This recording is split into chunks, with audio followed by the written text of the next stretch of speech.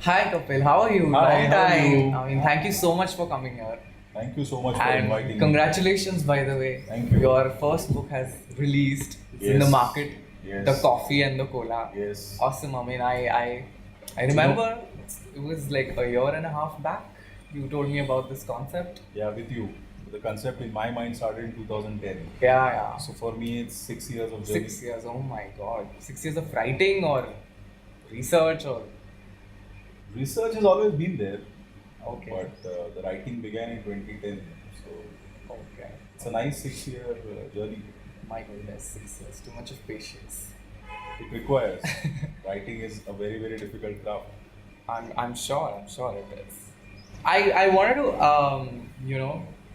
ask you. I mean, every single person that I've shared this concept with, they've been so fascinated, so intrigued by this coffee and cola and I don't know the various shades in it. So just quickly tell me, very briefly, what is this everything? Like, what is all this jazz about the coffee and the cola? Uh, the Coffee and the Cola book is about the traits in women and the similarities between the traits in women and the properties of the two drinks. That's what the book is Interesting. all about. Women and the two drinks. Okay. Yeah, yeah. That sounds inviting. You can say that I'm trying to typecast them into two molds. Oh, that is a difficult task to do, I must say. So, how is a coffee girl different from a cola girl? I mean, what is the distinction? See, first of all, they are both like pretty much like the drink is. Okay. Uh, the coffee girl is someone who is prudent, who is traditional, who is homely. Uh-huh. You would find her next door. Whereas the cola girl is vivacious. She is a little crazy sometimes, Bubbly, energetic. absolutely, I get it. absolutely, euphoric. She will always be on the other side of convention and not follow, the tradition in many ways. Okay. So she's like someone who likes to break the status quo. Let me put it that way. And coffee woman is someone who lives with the status quo. But there is a but. There. Uh-huh. Coffee, I believe, is someone who lives life or who lives pretty much on the edge. In the sense, there can be a time that she'll cross that edge and perhaps become a cold coffee. Interesting. Yeah. Okay. Okay.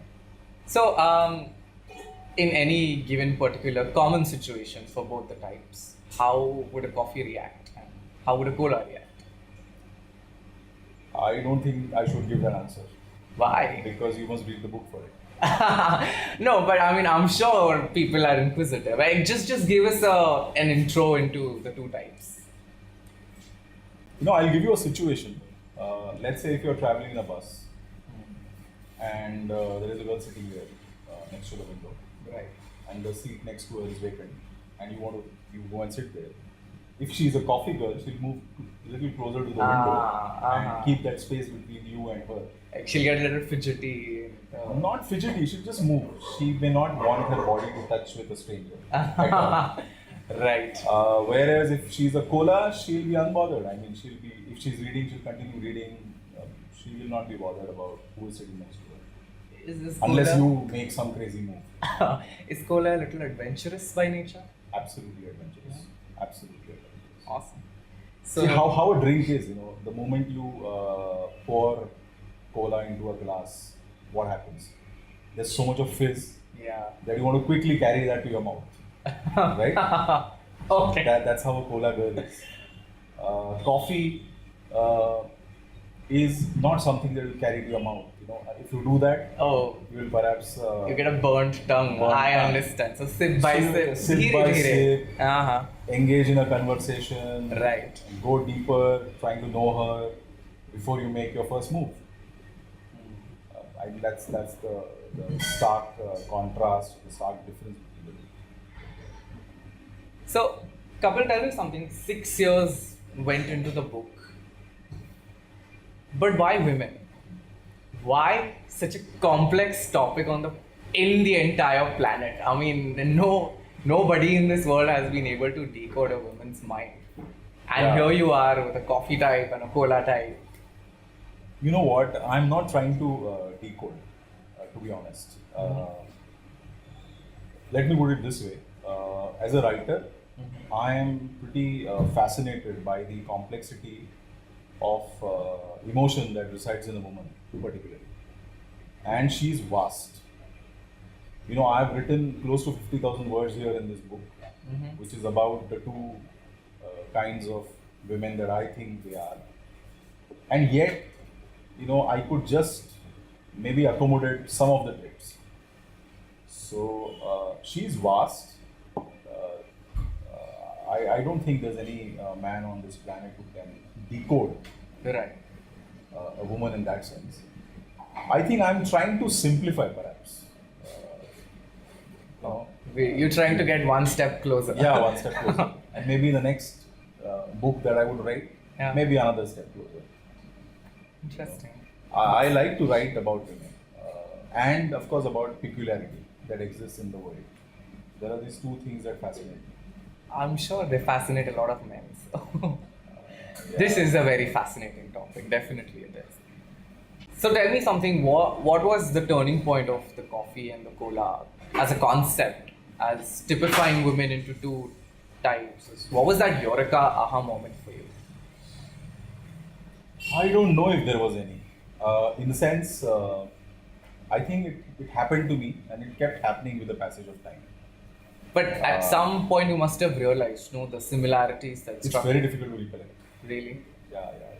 Very difficult to get to that moment where it, you know, actually struck me that I would say it just happened, and when it happened, I noted and I became very serious about it, and I started then perhaps observing them, you know, through that prism, Mm-hmm.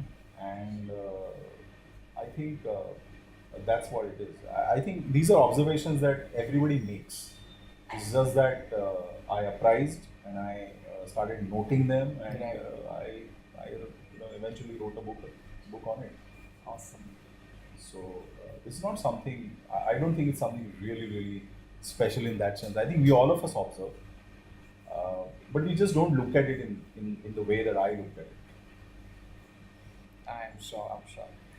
At this point, I am really, propelled to ask you this slightly uncanny question. So, both the drinks, coffee and the cola, are very addictive in nature. Are you trying to say that women are addictive in nature by any chance? Which I'm sure they are. Of course they are. I think one is an addiction, coffee, and the other is something you mix with an addiction, someone you mix with an addiction, cola. True.